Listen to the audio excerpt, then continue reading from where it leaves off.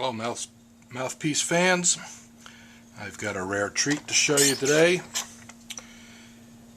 A mouthpiece that many consider is the Holy Grail.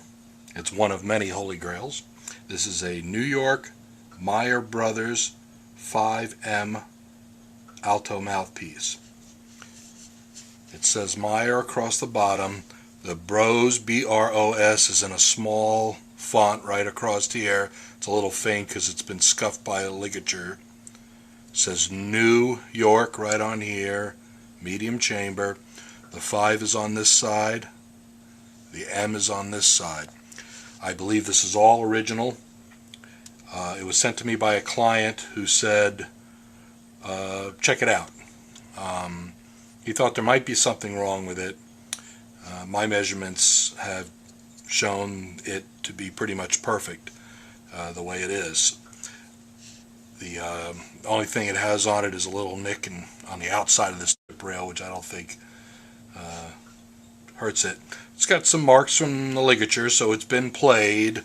It's got a patch on it. There may be a tooth mark underneath there, but it's not severe, so it has been played. It has been nicked up. But what's odd is usually when I get one of these, a lot of times they can be distorted just from heat or abuse, leaving it on a table like this and picking it up too many times and scuffing it, or some carelessness on it. But this one, it's really nice. All of the measurements that I've taken on it are very even, left to right, and they also make a nice curve. Just to give you a spot check, I'll throw in the smallest feeler I have. I use this one upside down lately because I think it's worn on the other side. 0015,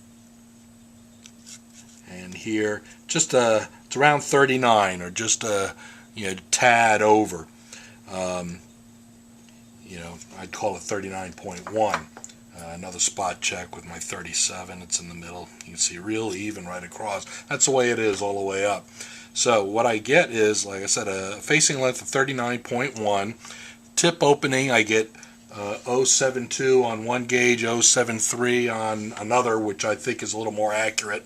I get 0.73 tip opening on the inside of the tip rail. So is it on spec?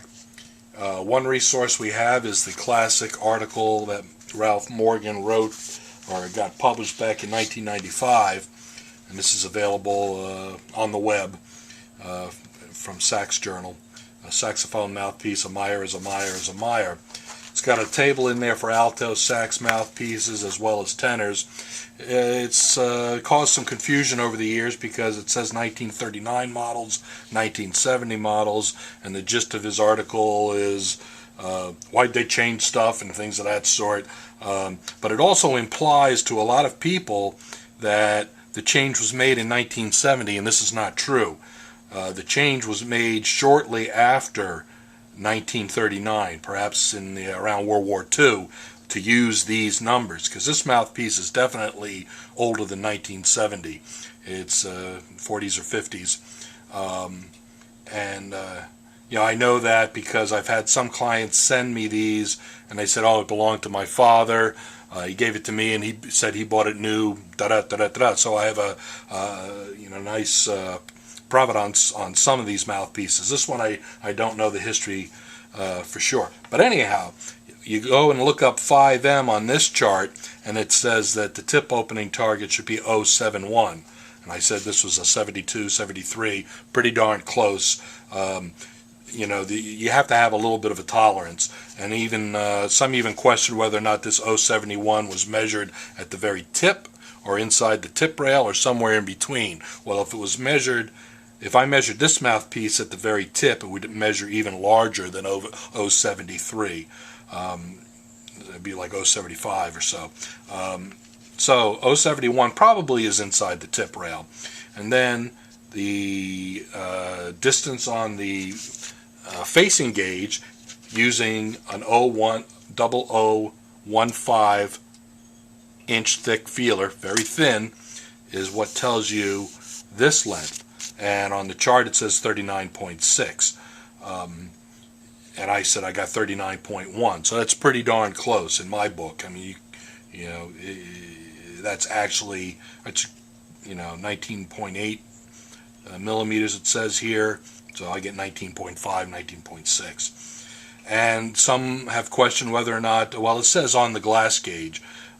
Sometimes when someone gives a facing length like Selmer has in some charts, it is not to the 00 feeler, it's actually to a theoretical 0 feeler, that is where the flat section starts to curve, that particular point which you can't gauge, but you can set it up on a facing machine, you know, is what they give you as a facing length. But most refacers and mouthpiece makers, if they give you a facing length, they're talking about the distance using the 0015 feeler, or you could use a 002. It'll give you a slightly different, you know, reading, but you know, that's what we're looking at for the facing length, and that's where, you know, close enough to where the reed breaks. It may be another, you know, smidgen longer where the curve actually starts.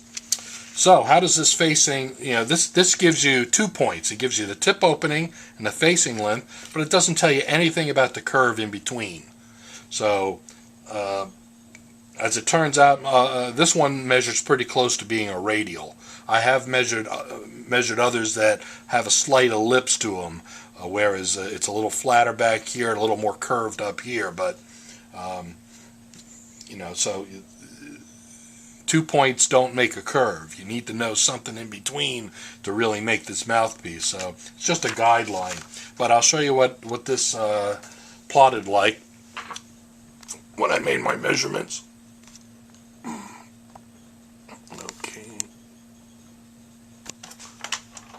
So what we have here, I've said this many times on my videos, is a mouthpiece in this orientation. This is the tip opening exaggerated up to 073 that I have.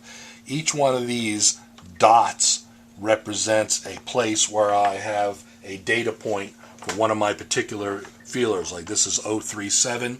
So right here, the 037 feeler gauge gave me this reading on the glass gauge, which was equal to 13.7, as I have in this chart here. So here are my feeler sets, and those are the ones that I used. So reading left to right, even all the way down, except maybe a minor, super minor thing. I got 39.1, 39.2 back at the beginning. Not significant. And then so the dark blue line is the curve, actual curve through the data. Then I have a magenta line, which is a curve fit program that I run, and it shows, it lies right on it, except for maybe right here, the blue line might be slightly higher. The difference is between 9.2 and 9.0 on the glass gauge. Many refacers won't even measure to the nearest quarter, so you know they're both considered 9 for most guys. So so I fit that, and look how great it is. I mean, I told the client I wouldn't touch it, and that's rare for me to say. I almost always can find something wrong with it. Now, he also sent me some readings. He says, you know, I've got some readings of, you know, he sent me this text. He says, I've got readings, some people say it should be equal to the facing, 38, 28, 20, 14, and 9. What does that mean?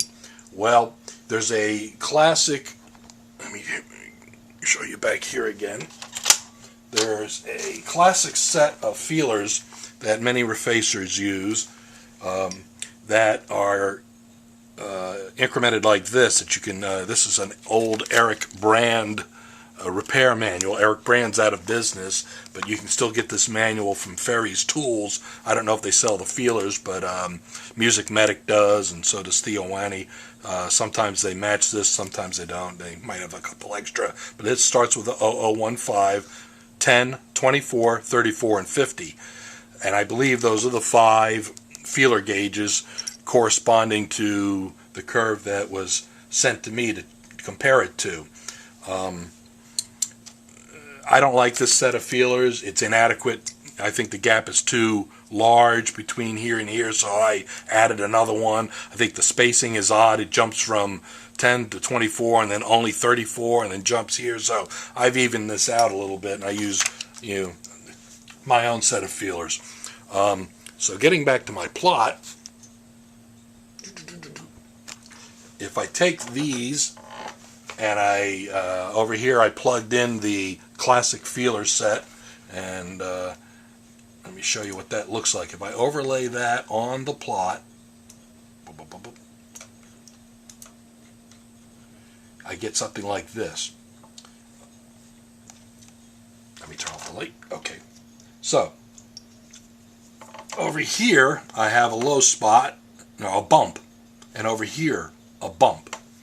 And you probably can't see the markers too well, but there's a tip opening reading here, there's a feeler here that lines up well, another one here that doesn't, one here that does, doesn't, and doesn't really back there. So in fact my markers, my line's red, but my markers are blue. So let me see if I can change them to red. Boom. Marker. I don't know if you'll be able to see them.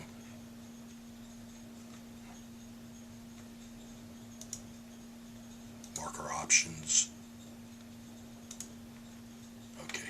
Well, I changed them to red, but they're still not very big. Rather than futz with that, And the other thing is the line that I have on here is kind of jagged. So let me select that line, go over here. Excel has a smooth option. So there I go, I smoothed it. And that kind of, exaggerates the bumps even more. It runs the curve through them, but it shows a bigger bump. So I don't think that this data that was supplied to me is a good target. To make it better, for instance, this one measures 14. It should be a higher number. Let me go down there to where the data is. I'll change that to 16. Let's see what happens. Went too far. Let me go back to 15. Really, it needs to be a fractional number, but 15 sets up better. So let me try that with this one. This is 28, should probably be 29. I'm going to put 29.5. See, that lines up a lot better. This facing length,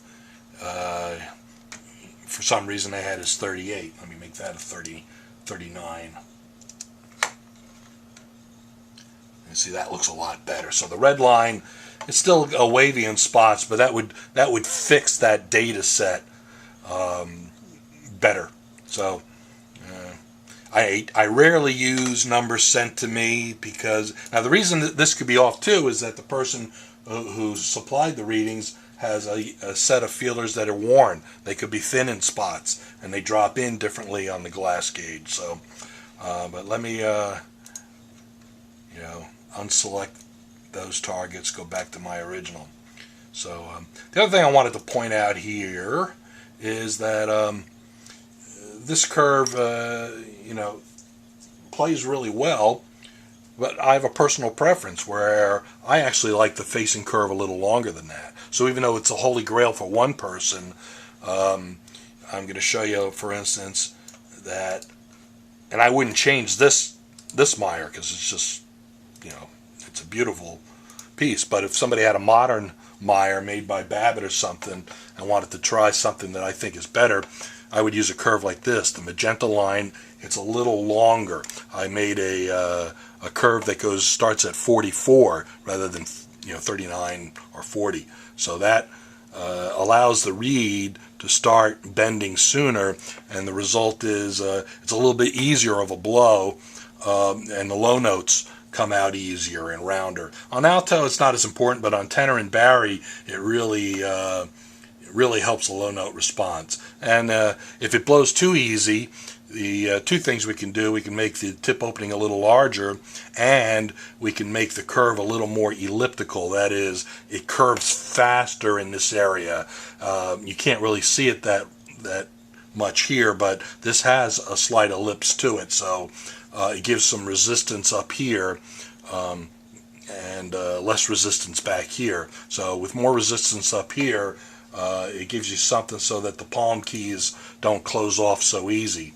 But the original Meyer does that with a shorter facing. Just it's a generally medium length facing rather than long, and yeah, it's a good facing. It's just that I like this one a little better for my own personal mouthpieces.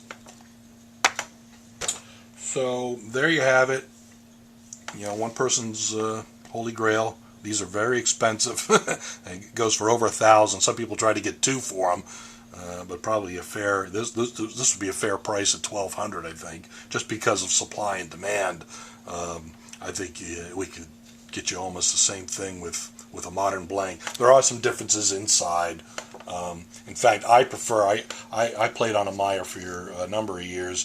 I actually use a Van Doren V5 now because on my Yamaha 62, I found out that I get better intonation using a slightly smaller chamber, and that has a a squeezed throat on the V5 that I use. It's more of a classical mouthpiece that I refaced to this, more or less this curve, this magenta curve. And that allows me to, when I tune, I pull the mouthpiece out a little further, flattens my palm keys, which I tend to, with what I think is a neutral embouchure, they play a little sharp for me when I use a Meyer. So the smaller throat of a classical or a Selmer type mouthpiece, it's better for me. So different, but the sound is great on a Meyer. I had a John Van Wee refaced Meyer that I loved and played for years. So there you have it. I'm not going to do any play tests because it'll only show how I play, not how the mouthpiece sounds. So there you go. A Meyer is a Meyer, a Meyer.